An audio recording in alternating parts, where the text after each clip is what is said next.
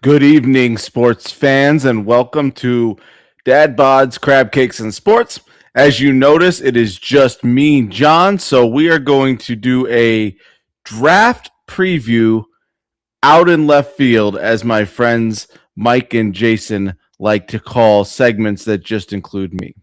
So we haven't been with you in a few weeks. We've had a few things going on in our personal lives, and I've been working long hours selling new houses and trying to get people into affordable payments and bring the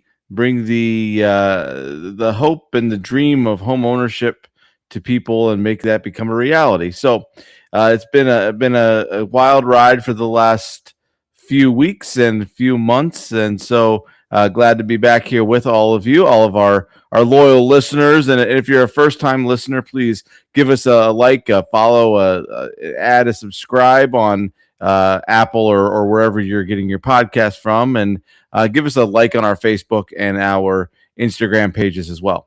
So tonight's episode is about the most hallowed day in many football fans' lives, beyond the first week or maybe the Super Bowl, but that would be the NFL draft. And so tonight's episode is talk about the Ravens draft and a little bit of other draft news that's going on. Draft starts at 8 p.m. Eastern time. So as I record this now, it is 20 until 8. So you might hear this tomorrow, and everything I say may be completely wrong, but it could be right too. So that remains to be seen. But anyway, thank you so much for joining me tonight as we dive a little bit into the Ravens draft. On a side note, the O's are a little bit up and down. We finally beginning to see the emergence of Kobe Mayo. He hit 2 home runs in the last 2 games, both well over 400 feet. We've gotten some pretty good starting pitching and some timely hits in the last series against the Royals, and we're off tonight, obviously, so nothing to go on the game today. But the O's have been improving a little bit. I don't think we're all there where we thought we were going to be, but considering all the injuries, already 12 players who have had time on the IL, and we've had some ups and downs with our starting pitching and whatnot. So, we just touched on the O's a little bit, and I think for what's happened, it's as best as can be expected, but it is nice to see, a guy like Beavers get a couple solid, timely hits. It's also nice to see Mayo get a couple big home runs, took the one inside pitch and got it well inside the foul pole there at Kauffman Stadium. And then the other one, he just demolished. I want to say it was 553 feet or something like that. So he's going, and he's made some defensive plays too there at third base. So, just be better as we get Westberg back, and Jeremiah Jackson has come along. He's really making some decent plays and giving us some solid at bats in the place of Holiday. And as a second round pick, I believe it was the 17 draft Jackson was in. I could be off, but I would have to look that up. But Jackson is playing up towards his second round draft stock, and so that's good to see. And Tavares in the outfield and filling in there admirably and doing the things I think that need to be done. So just a quick touch on the O's there, but I think. We got some work to do, but I think the starting pitching could be a little bit better. But I think with all the injuries and things, this is kind of as best as can be expected for the time being. It's nice to see Adley get a home run coming right off the DL, and we'll see. Like I always say, it's going to be here very soon. Is Adley Rutschman just the Jason Varitek drafted first overall, or is he going to be, better than that? His defense has been pretty good. He got a couple bad bounces the other night that led to the Royals win, but other than that, I think he's been fairly solid back there. And I think coming back off the injuries and stuff, that'll just continue to improve. Gunnar is doing the things that I think we expected him to do. I think we expected him to be back into that MVP caliber season and to be doing those sorts of things. And I think he, for a while there, he was leading the league in home runs, and he's cooled down a little bit. But I think he's really kind of showing what we expected from him. But enough on the O's. So tonight is the NFL draft. The Raiders here will be on the clock in about 18 minutes.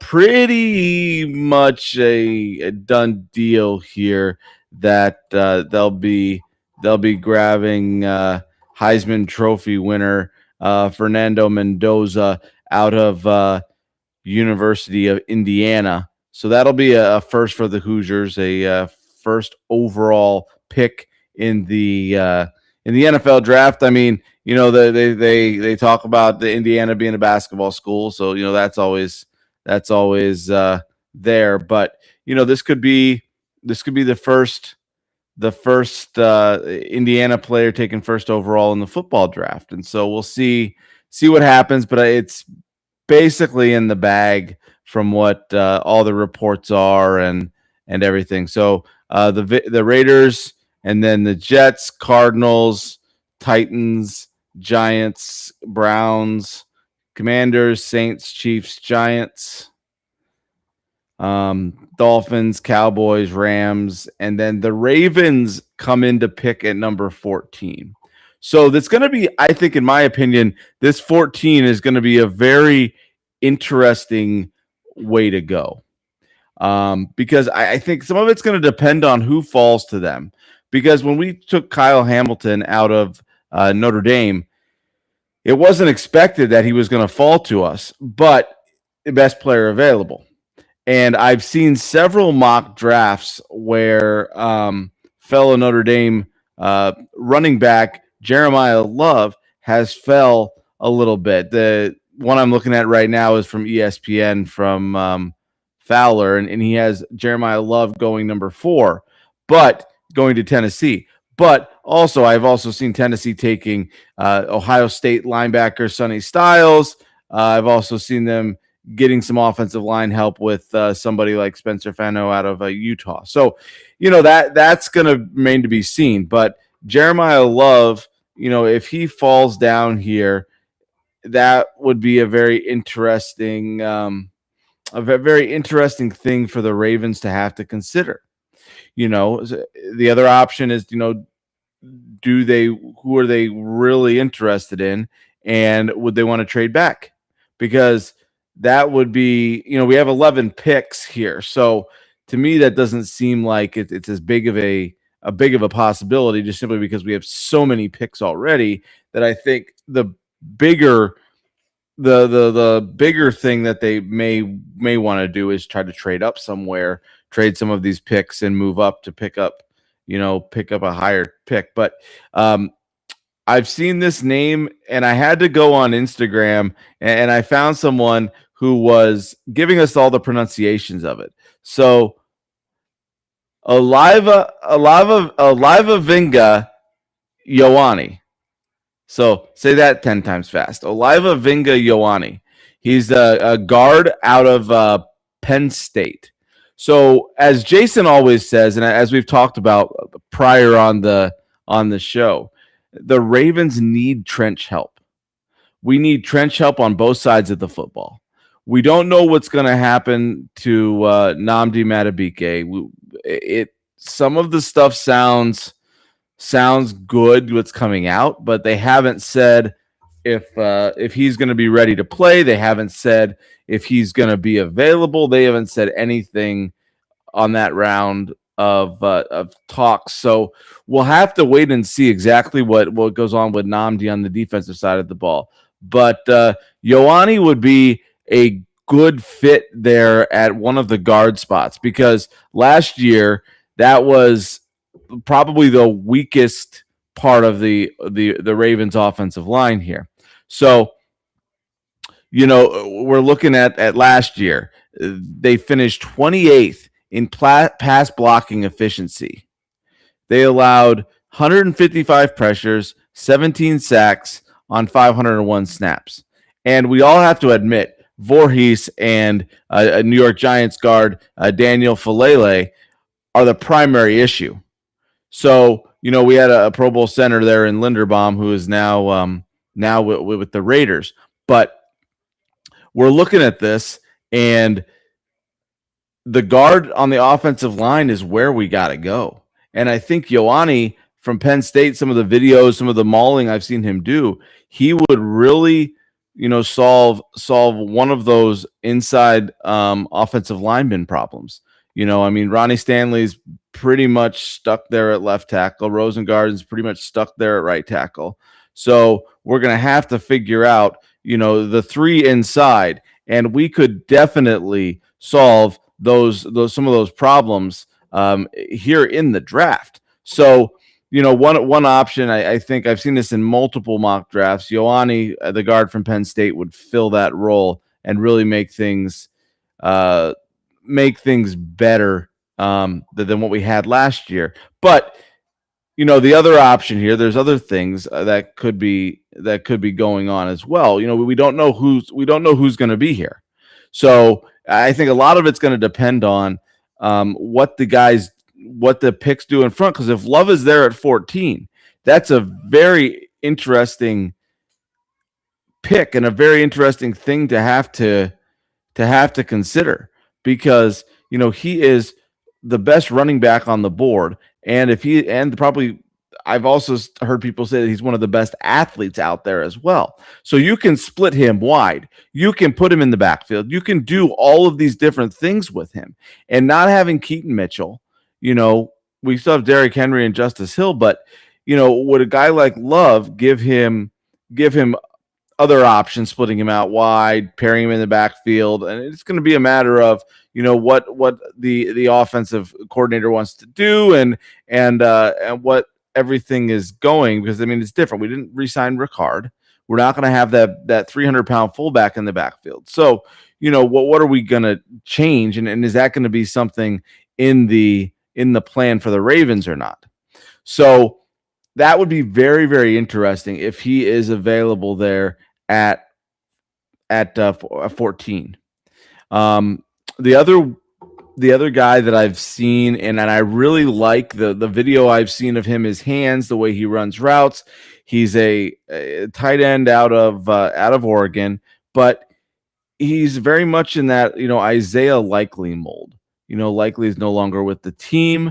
So if we look here at Kenyon Sadiq out of Oregon, I think he would fit very nicely. Giving us the Mark Andrews and the Sadiq. But the thing with Sadiq is if we don't take him here at 14, and we trade back, he may still be here further down, because as I've been looking through here, some of them have him going 19 to the Panthers. Others have him going 22 to the Chargers. So, it could be something where, we trade back and hope that nobody picks him there. But that remains to be seen. In the NFL draft, and especially with the Ravens, is you never really know what's going to go on. You never know what's in DaCosta's head or what's going on, especially now with the new coaching staff. What do they have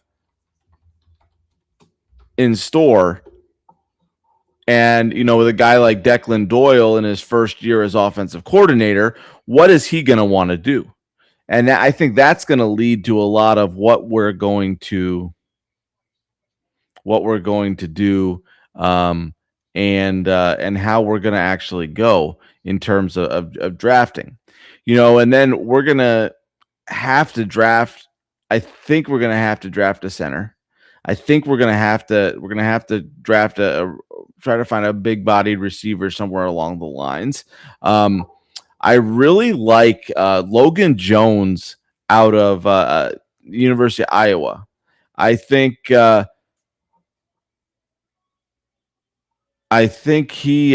6'2", almost 6'3", 300 pounds. And he won the Remington Trophy as the nation's top center. He's a consensus All American. And so, we got Linderbaum out of Iowa as well. So,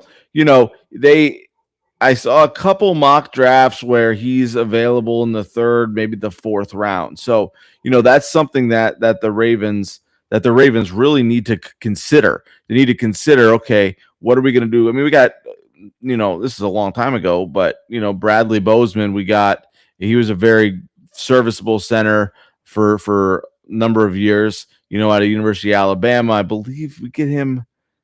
I don't remember which year we drafted. I'll have to look that up. But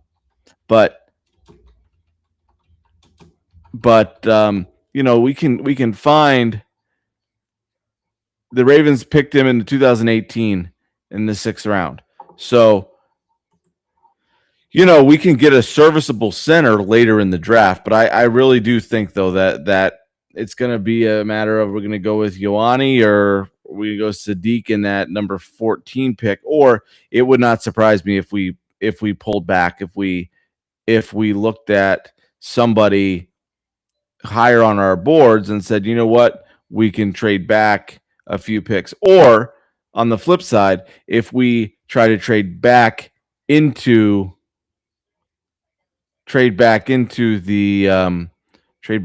the first round and see if we can we can pick up somebody else. So we'll have to see exactly what's going to end up happening. But I think this draft, we're talking about a very different year. A lot of quarterback needy teams are still going to be quarterback needy after this draft, hoping that guys like Arch Manning and stuff will come out next year, and that the next year draft will be a much friendlier quarterback draft for them. Because I've seen so many things now where I've seen Ty Simpson going to the Steelers at what is it, 22, 21. Seen them going to the Steelers at 21. I've seen him going, mid to late second round. So it's going to be interesting to see what teams do with the quarterbacks this year, because there's not a lot of them. I mean, Mendoza is the number one overall for sure, but then next year you're looking at a number of more quarterbacks to choose from, and as I've been reading a couple draft things from a couple different NFL insiders and things, and there's a lot of people saying some of these teams are just gonna fill a need for now and then hope to sort of suck for luck like they did in 12 and figure out what do we do. Because I mean, you only got you got five quarterbacks here that they expect to be drafted. You got Mendoza from Indiana, Simpson from Alabama, Garrett Nussmeier out of LSU, Carson Beck from Miami, and Drew Aller. I think it's Aller out of Penn State. So I mean, you got that's very interesting. But they're saying you have 5 quarterbacks who could get drafted. So what they need for this year and then what they need for next year are two different things. So I could see it where you go this year and you draft the offensive lineman you need to see. As I look through these drafts, it's very offensive lineman heavy, or edge heavy towards the beginning. But you sure that part up, and then you go get your Arch Manning or whatever next year. And, in my opinion, having watched Arch play, he had some good games, but I don't know if he's that. If this year he showed that he was that number number one overall pick or that number one quarterback that can be had out there. So we'll have to wait and see for next year. But I think a lot of teams are going to be stacking up on, offensive linemen and things like that, so that hopefully next year they can grab that quarterback that they really need. But for the Ravens, I think that first round pick has to be Ioane out of Penn State. I mean, unless they're trading back, because I just don't see how they can't with the problems that we had on the offensive line this year. Ioane seems like just a great fit and would solve some of the problems, because we can't have Lamar getting hurt again, and then I think we just got to go with the trenches on both sides of the football and then kind of fill in whatever else. I've seen in a few places here, Gabe Jacas out of Illinois, edge rusher. Then going defensive line again, round 3, Darrell Jackson out of Florida State. Round 4, going with a wide receiver out of Oklahoma, Dion Burks. Jacoby Lane out of USC. Filling in a tight end, maybe in the 5th round. I think we have 4 5th-round picks. So, if I would love to see, like I said, Logan Jones, the Ravens, maybe take him in the 3rd or the 4th. But, they got holes on both sides of the line. So, the Darrell Jackson, I mean, depending on what happens with Matabike, that would be, decent. So then, we go round 5, 173, Skylar Gill Howard, defensive tackle out of Texas Tech. This, I've seen this, and I don't know, I don't agree totally, but Taylon Green, quarterback out of Arkansas. I don't know if we would draft a quarterback, but you never know. I mean, are we going to carry 3, or are we going to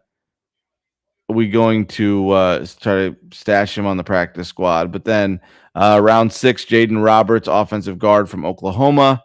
And then Roman Hemby, round 7, running back out of Indiana. I think this is coming from Ravens Wire. It's kind of thinking what they're thinking. And then Justin Jefferson, round 7, linebacker at Alabama. Not the Justin Jefferson, not the wide receiver for the Vikings, unfortunately. But I think, though, the Ravens, though, in this draft, I think, in my opinion, what will make it successful is if we can get a starting offensive lineman at some point in the first couple rounds, and if we can kind of build some depth in that defensive line and see what we can do. It's just, we got to also see, who are we going to re-sign? Are we going to re-sign Hopkins?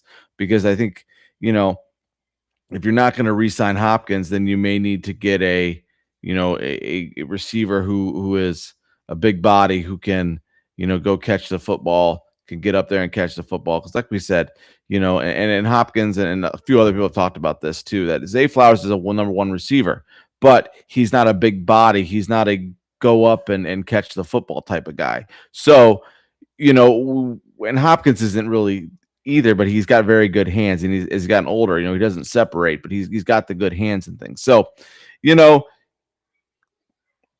we're getting ready to go live here, and the Raiders are gonna be on the clock here shortly, and then sure enough, they'll take Mendoza. But this will be a very, very interesting draft to see exactly what goes on, because I don't think there's any, outside of the first overall pick, there's not a lot of for sure things.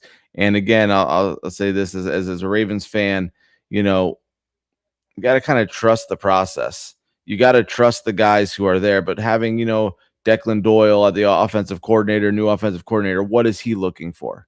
You know, eh, what is Minter looking for? Weaver, what kind of players are they looking for on this defense? And I think that will how they do this draft, if they trade back, if they trade up, I think if they even use all 11 picks, which to me would be absolutely crazy. I think if you use 11 picks, like, you know, you're not going to have the cap space to sign all 11.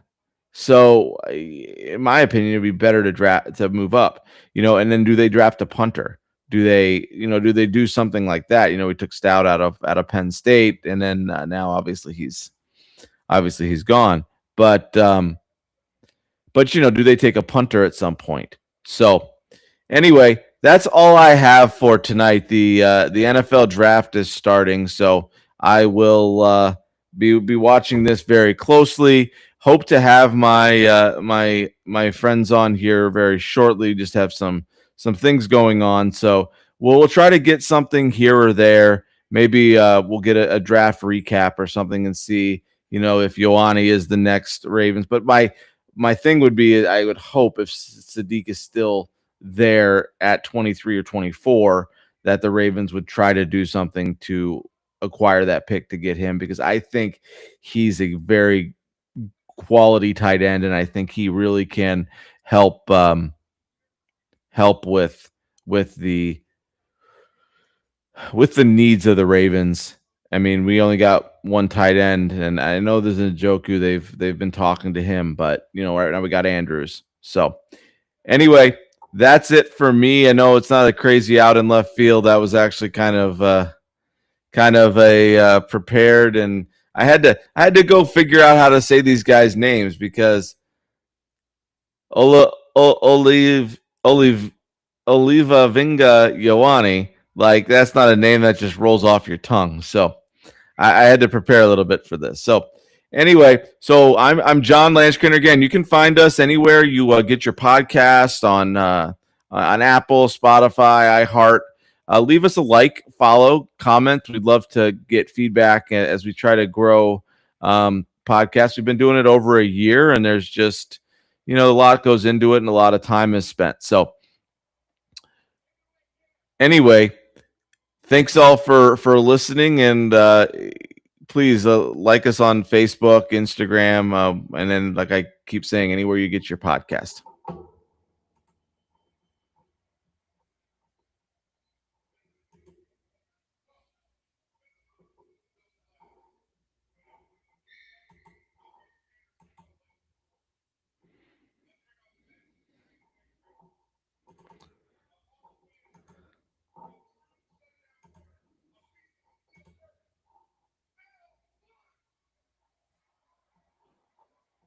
So Jason just put a comment in here, and Jason's saying, I know everyone is predicting offensive line, but I have a weird thought that the Ravens trade up and take a defensive player. That's certainly a possibility, Jason. I mean, I'm looking here through all of the edge rushers, and I mean, with 11 picks, I don't think we're going to take all those picks. But, I'm looking here. You trade up and get a guy. I mean, Marlon Humphrey's not getting any younger. You look at Mansour Delane out of LSU at cornerback, or you got all these edge rushers. Bain Jr. out of Miami. I know he had some legal issues, but you got Sonny Styles, linebacker out of The Ohio State. You got Arvell Reese out of The Ohio State. You got David Bailey out of Texas Tech. So, I mean, Jason, that's definitely something that could happen. But I don't know what it's going to take. And as we saw with the Max Crosby thing, the Ravens seem to be open to giving some of their picks up, but are they going to? Are they going to trade, a 1 this year and a 1 next year to move up to number 4? Or are they going to trade, this, that, and the other? And Mike says a great D-line player or a great O-line player would be great addition for us. I really do. I really do think that's the way we have to go. I mean, I would love, but the thing is if Love is there, at 14, do you have to take him? That's the big question. And I was trying to end this, then I got some comments, so we're just gonna roll with it here. But if Love is there at 14, like, what do you do if you're the Ravens? Do you take? The Ravens generally take the best player available. That's why. We see some.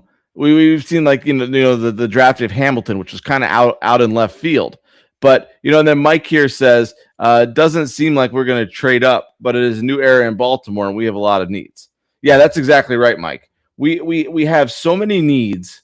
We need a big body wide receiver. We have an aging cornerback. We're going to need a cornerback. We got defensive linemen who we don't know about. We have a 28th ranked offensive line. So, we got all of these other things that we have to fill, and it's going to be a very interesting thing to see. But I could see a situation where, the Ravens take 4 offensive linemen, 3 defensive linemen, a wide receiver, a punter, and a couple cornerbacks or a couple defensive players. But again, we haven't seen what Minter or Declan Doyle are going to do with this team. And Anthony Weaver's a Baltimore guy, so I think I can kind of see what the defense is going to do. He's a Baltimore guy, and I think they're going to play. But we got to get pressure with our front 4. And we've said this over and over and over again on the podcast. We have to get pressure with our front 4. If we can't get pressure with our front 4, and we got to bring more, then that just opens more issues. So, I can see a world where it's like with Jason, like, yeah, we'll move up and we'll take one of those premier edge rushers. But Mike Green was supposed to be one of those premier edge rushers. And then he had the sexual assault allegations and those things that dropped him in the draft, and the Ravens were comfortable taking him. But I just, it's going to be, it's kind of a crapshoot, because I mean, Mendoza here is going to go first overall. The Raiders are on the clock, but I think he's going to go first overall without a question. But the Ravens, though, it's just, there's so many needs, but I think the offensive line is the number one, because we can't, I'm not saying Lamar's getting old, but he is. He'll be 30 this year. We can't expect him to be the Lamar Jackson he was 7 years ago. We can't expect that out of him. So we're going to have to really, I think, do 2 things in this draft. We're going to have to get better on both sides of the line. We're going to need to get premier pass protector, but we're also going to need to get some sort of rusher as well, so that we're only having to rush 4 instead of having to do, the Wink Martindale, the blitzing, all of these sorts of things. And then I think we got to get some sort of guy offensive player who can catch the football in a contested area, in a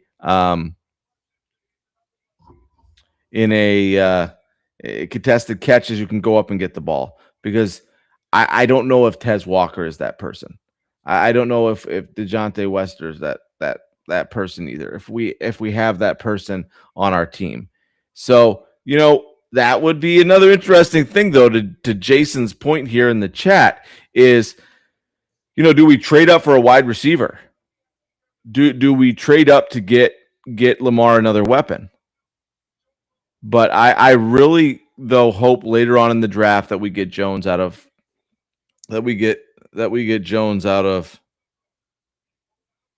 Iowa to play center. I think I think that would really I think that would really help us out. And I mean that's the killer. We got to fill 3 offensive line spots. We got to fill the center and then both guards. So we'll see what ends up happening. But we're waiting. The pick is in for the Raiders. They're comparing Mendoza to Drew Bledsoe. Huh. That's interesting. That is very interesting. We're waiting to see who the first pick in the draft is. And if it's not Mendoza, I don't know who it's going to be. It's got a room full of people in Coral Gables, Florida.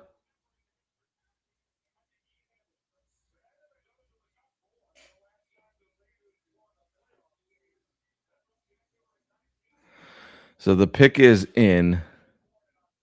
And Mendoza chosen, even though he knew he was going to be, it's sort of a Joe Thomas type thing. Joe Thomas, when he got drafted 3rd overall by the Browns, was fishing with his dad. Yeah, Mike says 3-0 linemen plus backups when injuries crop up. I think on both sides of the football. I really think that on both sides of the football, we're gonna need some backups because we just don't know. And it was just announced Fernando Mendoza is the first overall pick in the NFL draft, Las Vegas Raiders.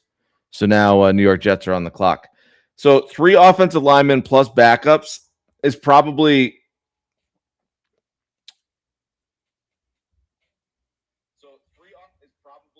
true. I mean, it's something that we're gonna have to deal with. But I think a big thing is if they knew if Matabike was gonna, and they obviously they know more than we do. But if Matabike is going to be playing, then they may not need to get as many defensive linemen. But I really think that that both sides of the ball on the lines need to be our first priority. But this was expected. This was not a surprise here at all that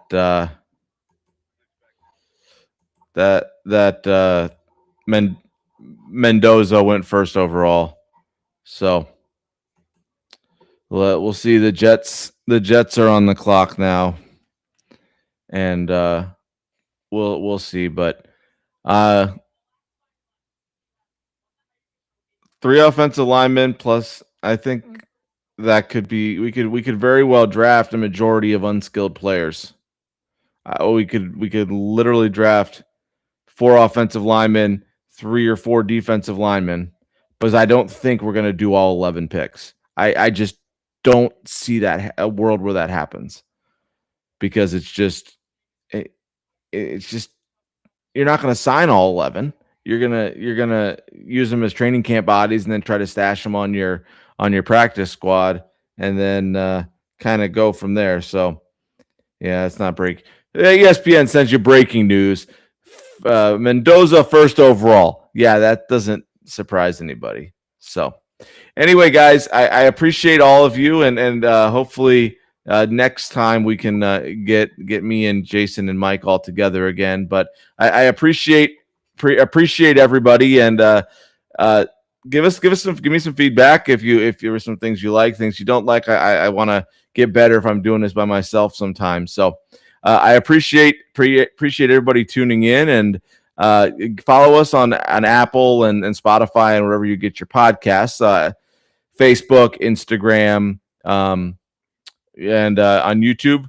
YouTube, actually, I found out, follow us there because that will boost us on YouTube pages and things that we may be able to reach out to more people and get more interactions. So again, I'm John Lanchcraner. I'm sorry, I tried to sign off a little while ago and then some things happened and we just kind of rolled with the punches. So we are going to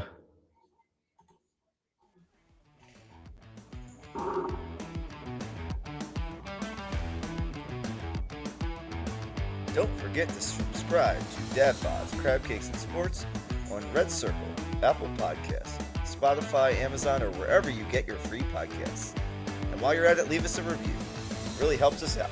We're trying to spread the good word about Baltimore sports far and wide. Follow us on social media for more behind-the-scenes actions, memes, and bad sports takes. You can find us at Dad Bods, Crab Cakes, and Sports on Instagram, and Dad Bods, Crab Cakes, and Sports on our Facebook page. Until next time, keep rocking those dad bods, eating those crab cakes, and never miss the game.